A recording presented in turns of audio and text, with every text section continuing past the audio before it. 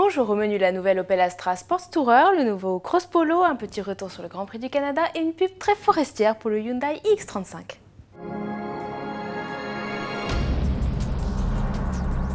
Opel se lance à la conquête des familles avec la présentation du nouvel Astra Sport Tourer. Break compact, pensé pour les longs trajets de vacances et les week-ends à la campagne, l'Astra Sport Tourer se distingue par son habitabilité avec un volume de coffre qui passe de 500 à 1550 litres une fois la banquette arrière rabattue et des formes arrondies sans raccoin pour un espace intérieur 100% utilisable. Fini également les séances de gymnastique pour rabattre les sièges arrière grâce au système FlexFold. Une simple commande électrique et la banquette se couche toute seule. Au total, un empattement d'1,83 m est disponible dans l'habitacle. Banquette rabattue, de quoi assurer le transport d'objets encombrants.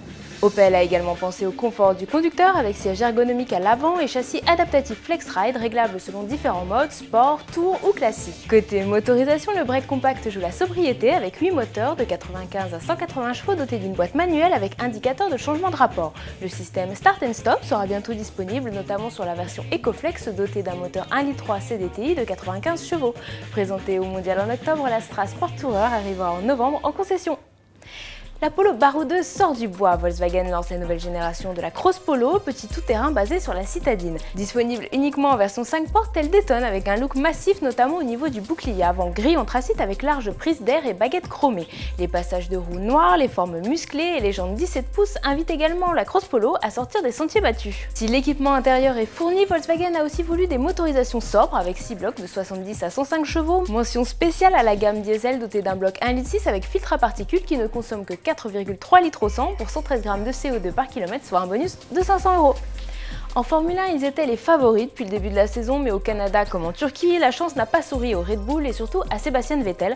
Pour notre consultant Jean-Louis Moncel, l'Allemand traverse une mauvaise passe. Il est frustré, il est en colère.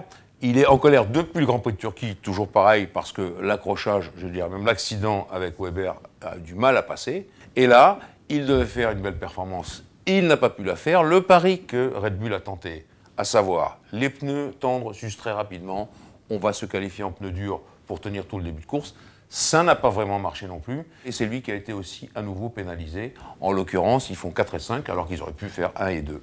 Top Gear, vous connaissez, c'est cette célèbre émission automobile que le monde entier envie à la Grande-Bretagne. Et bien voici son équivalent animalier, Top Deer. Alors en lieu et place d'Amon, de Klaxon et de May, un hamster, un gnou et une tortue font office de présentateur. Même le stick, ce pilote masqué, a été remplacé par un cerf au coup de volant acéré.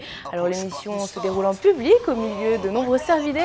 Alors là vous vous demandez ce qui m'arrive, et bien rien du tout, c'est juste Hyundai qui a décidé de détourner l'émission automobile britannique dans sa dernière pub pour le SUV iX35, gonflé mais très drôle. Allez, à demain sur autoplus.fr.